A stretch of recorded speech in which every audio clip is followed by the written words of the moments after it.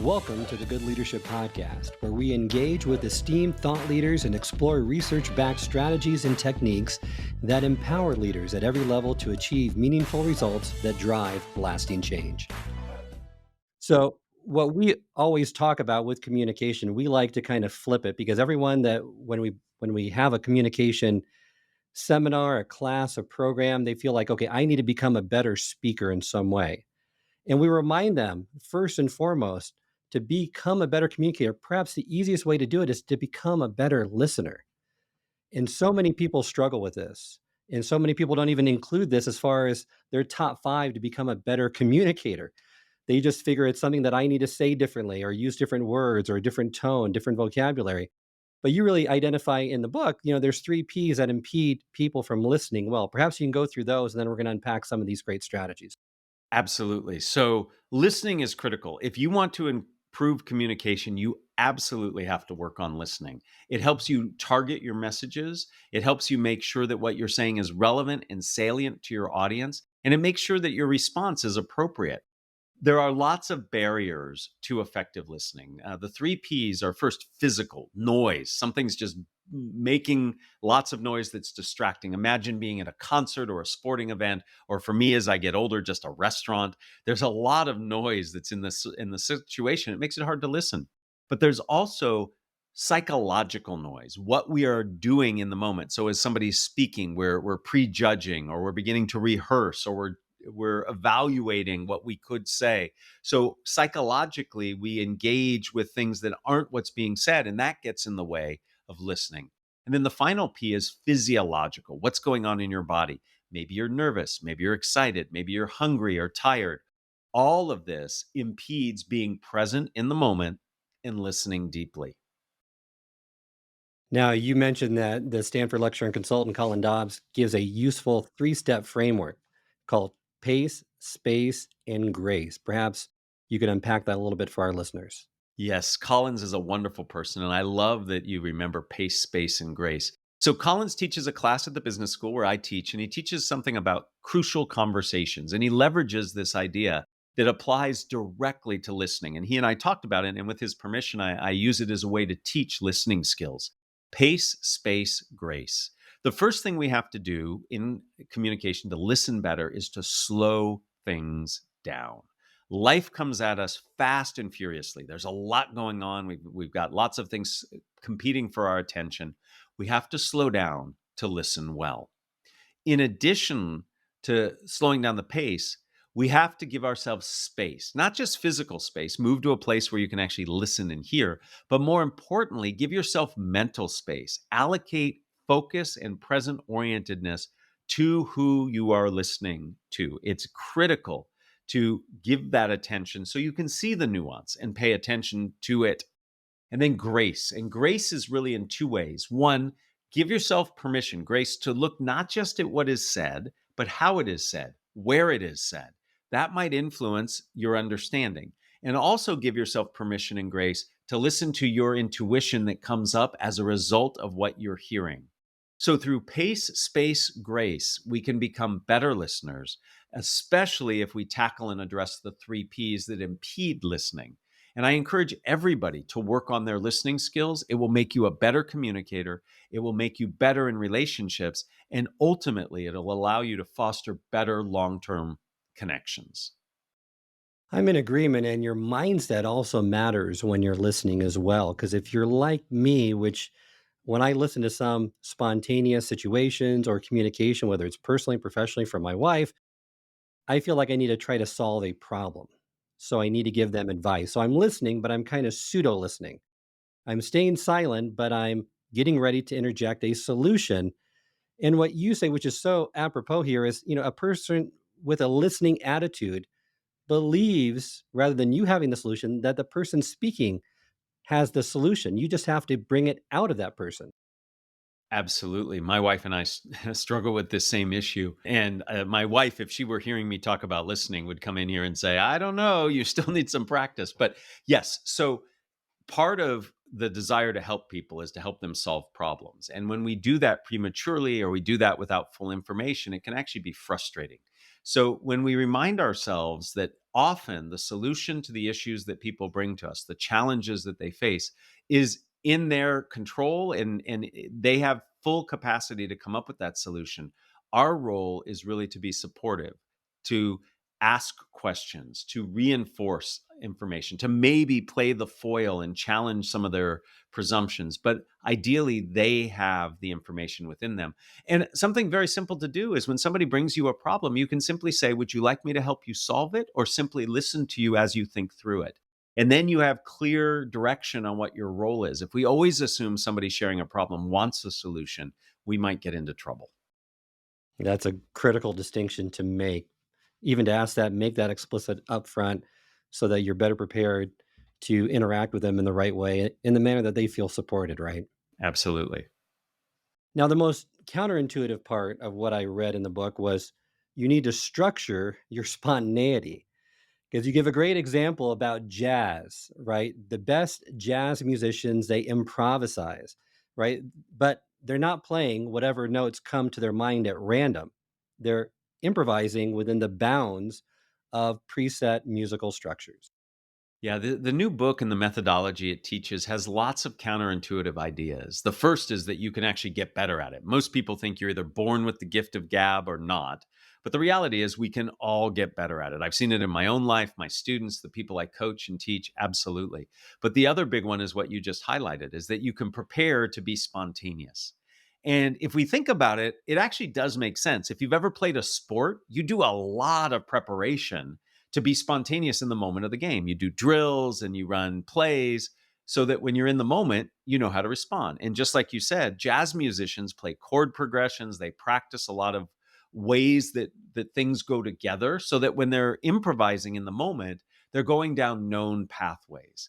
Really important. And we can do the same in our communication. Structure is critical. What most of us do when we're put on the spot is we take our audience on a journey of our discovery of what we're trying to say as we're saying it. In other words, we end up listing information and rambling. Our brains are not wired for lists and rambling. Our brains are actually wired for structured information, for story. In fact, long term memory is sometimes called episodic memory, episodes, stories. So, structure really helps. Structure is nothing more than a beginning, a middle, and an end, a logical connection. The example I always give people, if you've ever seen an advertisement, you've seen a structure. They mostly fall into the structure of problem, solution, benefit. There's some need, issue, or challenge. Our product or service addresses that need or challenge. And ultimately, here's how you benefit from it. So, having a structure gives you a place to start and a place to end. It also helps your audience package things up so it's digestible much easier. So, structure is really key. And you can practice structure. So, when you're put in a situation where you need to leverage it, you can. Well, and it's all about finding the right ways to use it. I'm a big proponent and advocate. The best leaders are the best storytellers. You can learn this skill just like you can learn what you just stated, how to be a better spontaneous speaker, be better with small talk, but it does take a deliberate strategy and approach. And like you mentioned, some of the benefits, stories are much more repeatable. They're going to last a lot longer. You're going to remember them easier. The processing fluency is easier with them. There's so many advantages to them. It's still, I'm a little bit amazed when I hear leaders say, I'm just not a good storyteller. I don't have good stories to tell.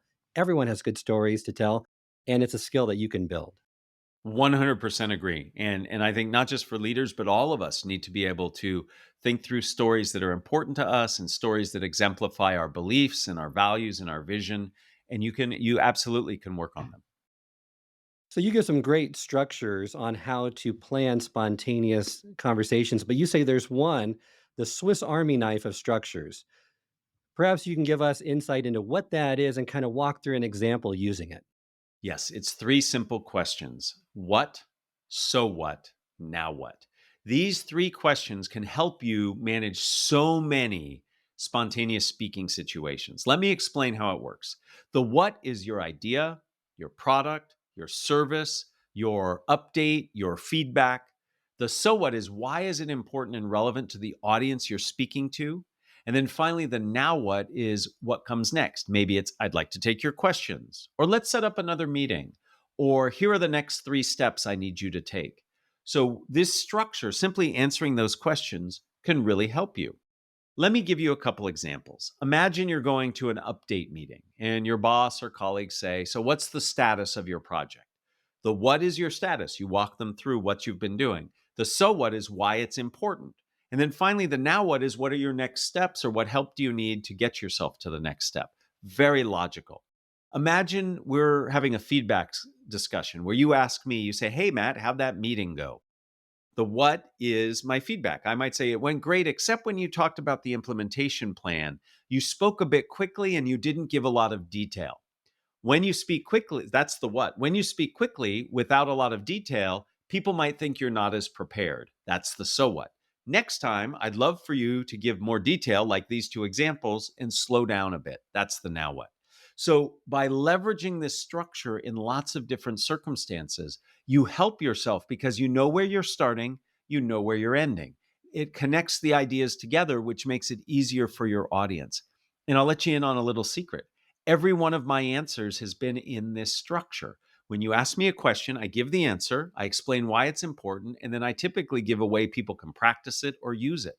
So it's something that comes naturally after you rehearse and use it a lot. And that's why it's the Swiss Army knife of structures. That's exactly right. You can pull it out and use it for many situations. So, how do you identify or get these stories? How do you stockpile these stories in advance? Any tips or strategies around that? Yeah, so I believe that again, you can prepare to be spontaneous. So let's take a couple different situations. Imagine I'm going to a job interview. Well, I know what the job is, I know what my skills are. I could come up with some themes that I want to make sure I get across in the job interview. Maybe that I am very agile and can adjust and adapt as things develop. Or maybe it's I'm very technically competent in this one domain. Whatever your themes are, come up with some specific examples and stories that support the theme. Let's say now I'm going to a cocktail party, a small talk situation. Well, I don't know the conversations I'm going to have, but I might think about some things that are important. So let's say that this is a reception after a corporate event. Well, I know that the corporate event is going to have this speaker or this kind of idea it's supporting. I might come up with stories that are relevant and support those ideas that come from there. So I'm going in with some ideas at the ready. I may or may not use them, but I am ready to use them if I need them. So thinking about what's your goal and what the themes are, and then itemizing a few stories or examples that you have helps you feel more prepared. So you actually have some arrows in your quiver if and when you need to use them. And I'll add that it doesn't take many to stockpile. You don't need a collection of 50 or 60, 5 to 10 to 15 are usually enough. That's right. And if you can come up with a story or two that you can leverage in multiple situations, that's gold. I have a story that I can use for almost any situation I find myself in. I'll just give you the teaser, the start of the story, and you can see how I could use it. So it's a true story. The biggest fight my wife and I have ever had is over toothpaste. That usually gets a laugh, and then I say my wife's a roller and I'm a squeezer. And from there, I can take that story and I can make it about pretty much anything. I usually use it to talk about conflict and conflict resolution, but I could use it to talk about collaboration. I could use it to talk about reframing difficult situations. So if you have a story or two that you can start and feel comfortable with that you can pivot into different circumstances, that's gold because you always have something you can fall back on if you need it. I like that advice. Well, now let's talk about the F word of spontaneous speaking, and it may be different than what everyone thinks. Yes, it's not that naughty one. So, F word means focus. Many of us say much more than we need to when we communicate, either because we're discovering what we want to say as we're saying it, or because we want to demonstrate we really know our stuff, or in some cases, we want to show that we're worthy to be in the room we're in, and we say more than we need to. My mother has this saying, I know she did not create it, but it goes something like this: Tell me the time, don't build me the clock. A lot of us are clock builders when we communicate. Just tell the time, bottom line up front. The best way, beyond leveraging structure helps you be concise, is to remind yourself what is most important for the audience I am speaking to, center your communication around that, and remind yourself of the goal of your communication. When we communicate, I believe we should have a goal. And a goal to me has three parts: information, emotion, and action. In other words, what do you want the audience to know? How do you want them to feel? And what do you want them to do? And if you remind yourself of what's most important to the audience, what do I want them to know, feel, and do, all of a sudden, everything you say is condensed and you have a prioritized list, and that helps you be more clear and concise. So even in spontaneous situations, we can get better at it. A great practice for this. In my book, I give lots of these try this, where I want people to immediately apply a concept. Look at your last couple text messages. Text messages tend to be very spontaneous, and sometimes they say more than they need to. Read the last several text messages and ask yourself, what was my goal? What was most important to the person I was writing to? And then think to yourself, how could I have changed the message to be more concise? And in training your brain to think that way, you will end up communicating in a much more clear and concise way. And another dimension regarding focus too that you mentioned, which I really agree with, and I love, what do you want people to know, feel, and do? I think a lot of people get the know right. They don't get the feel, and especially not the do right. So that's really where the issue lies. But even before that, why should they care? Where's the relevance? What's in it for them? Make it about them. And I think a lot of people don't, even though it's common sense, that's really not common practice. Yeah. So my very first psychology teacher ever had this wonderful saying. The funny thing about common sense is it's not so common. And we need to remind ourselves that, we have to think about what's important for the audience. Why do they care? And you have to start from that point. The fundamental mistake people make when they communicate is they start from the wrong place. We start from saying, here is what I want to say, rather than what does my audience need to hear. My podcast that I do, Think Fast, Talk Smart, is all about communication. The number one bit of advice across the 100 of plus episodes that we've done is exactly that. Know your audience. What is important to them? It's said in many different ways, but that is the most critical, followed, not surprisingly, based on what we've discussed, by listening. You have to listen. Great advice. The other piece that I got was really from one of your podcasts with Dan Pink, and it's talking about the curse of knowledge versus the curse of passion. And I see this, and I am guilty of this as well, is that I'm passionate about something. I expect everyone else to be equally passionate and be at the same level of knowledge I am, so I can speak more abstractly than concretely, like Jonah Berger and some of those say in their great books.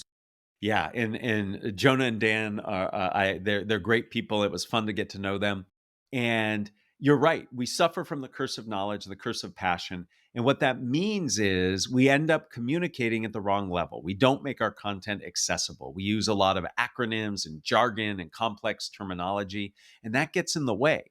The only antidote to the curse of knowledge and the curse of passion is empathy. We have to put ourselves in the other person's shoes.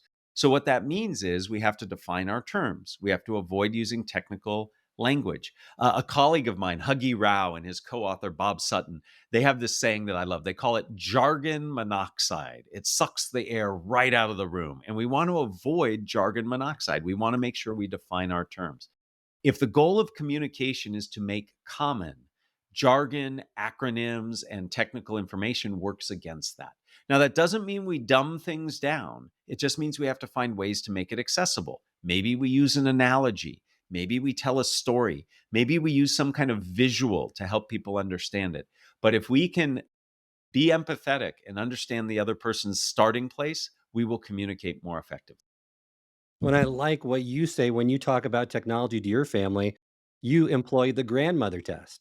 We do. So, my not surprisingly, my two teenage sons are very interested in technology and very adept at it, and my 85-year-old mother is not. And so they can have conversations that are frustrating on both ends. So I remind my kids of the grandmother rule, which is how could we explain this technology, often it's technology, so that grandma can understand it. And it really helps my boys take a step back and help them to understand that people don't always know what they know.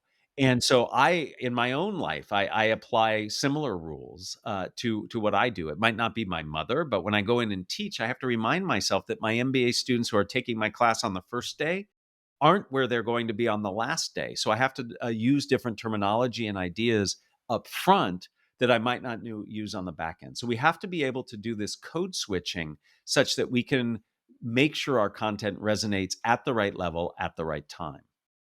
Be the translator, and that's a great test that I'm going to start employing myself as well. And the other common issue I see with a lot of people is they're never concise enough, and brevity is always an issue. And another piece of the book that I really loved is your wife, and the mantra that you learned from her is using minimal words. Yes, minimal word.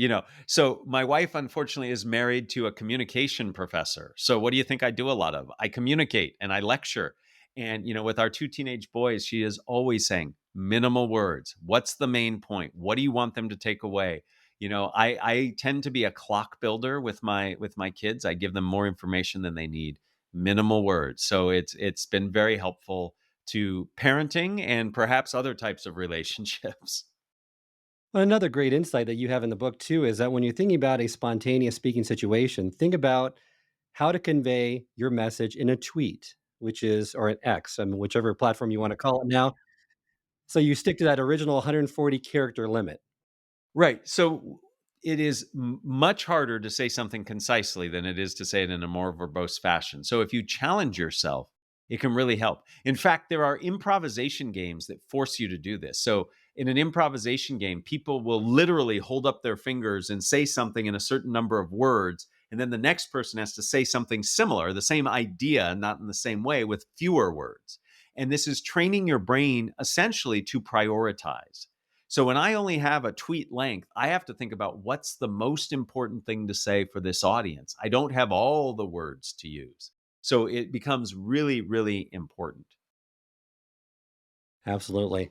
So those are the overall strategies. And since I have the communication expert here, especially the spontaneous communication expert here, before we end the episode, love to get in one of the applications, which really is the second part of the book. And the one that I struggle with, I hear a lot of people struggle with, is small talk. It might seem trivial, but it can deliver big results. And you have a great formula and an approach for it.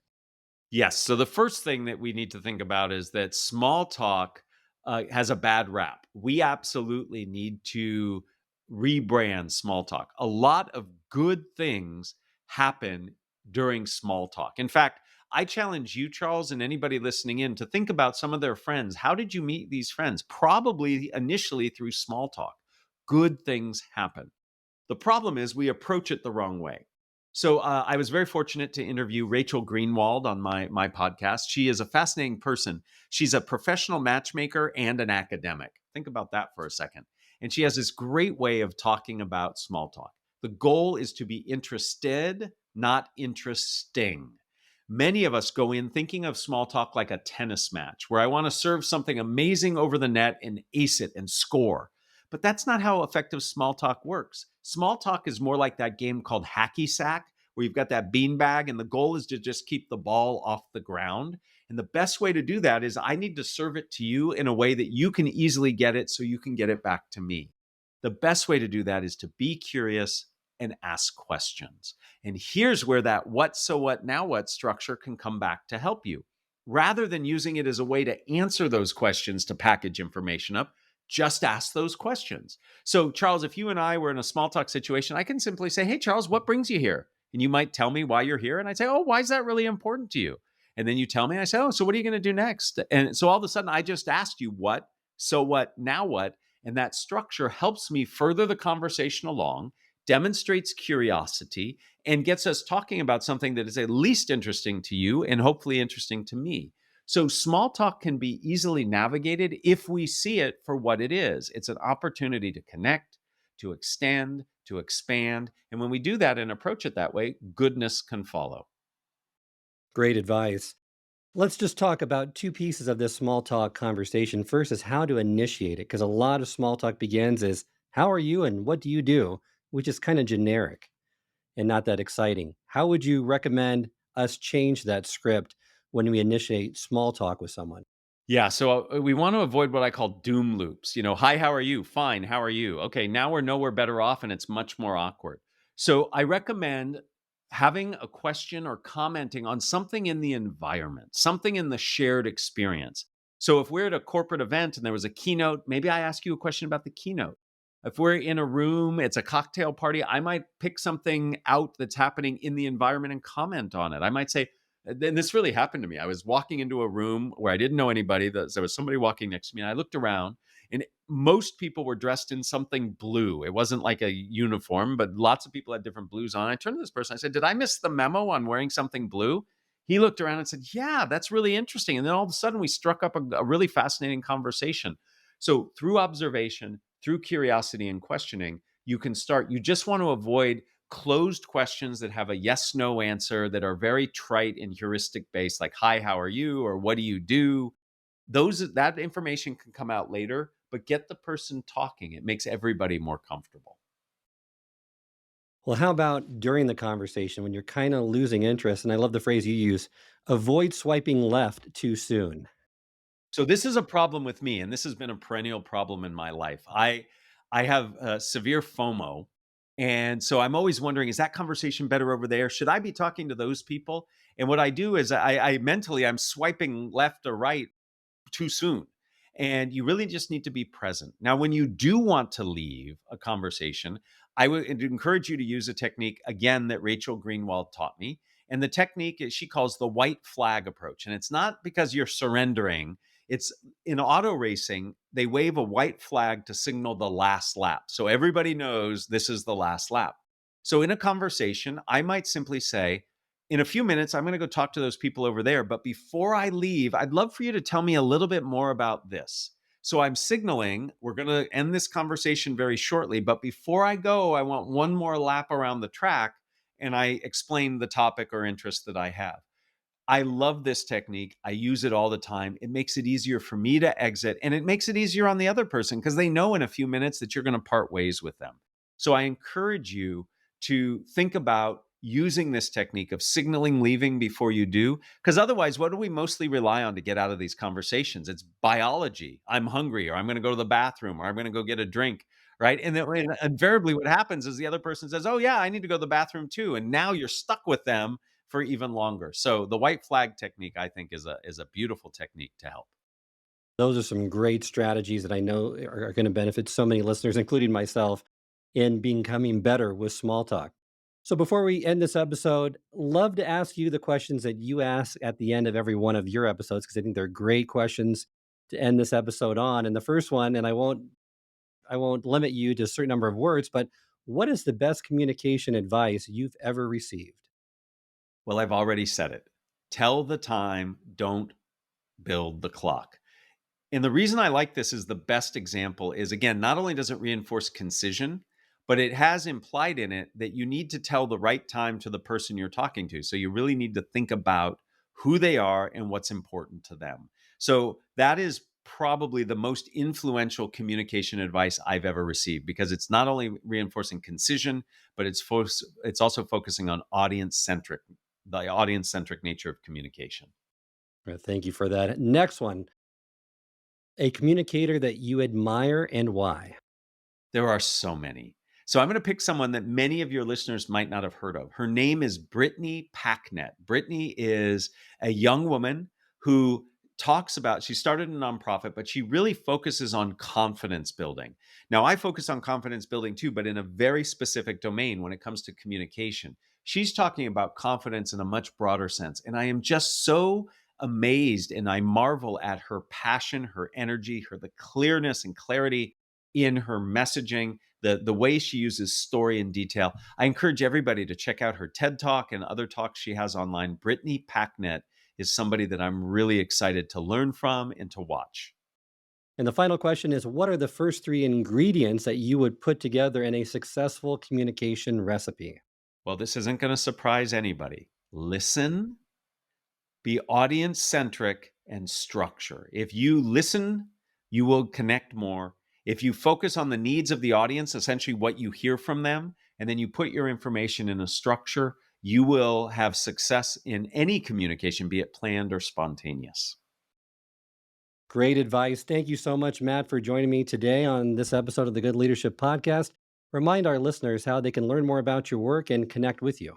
Charles, thank you so much. I really enjoyed this conversation. Single best place to go to check out my material is mattabrahams.com. I have lots of resources that are free and pointers to other things. And I'm also a big user of LinkedIn. So if you're on LinkedIn, please consider following. And the podcast Think Fast, Talk Smart is available wherever you get podcasts like this good one here. And listen in. We'd love to have you. I hope this episode has provided you with valuable insights. If it has, I ask you to share it with someone who would also benefit from it. If you've been enjoying and gaining knowledge from this podcast, then subscribe to our YouTube channel where you can find all the previous episodes of the podcast and additional learning resources. You can also subscribe to the podcast on Apple or Spotify and leave up to a 5-star review.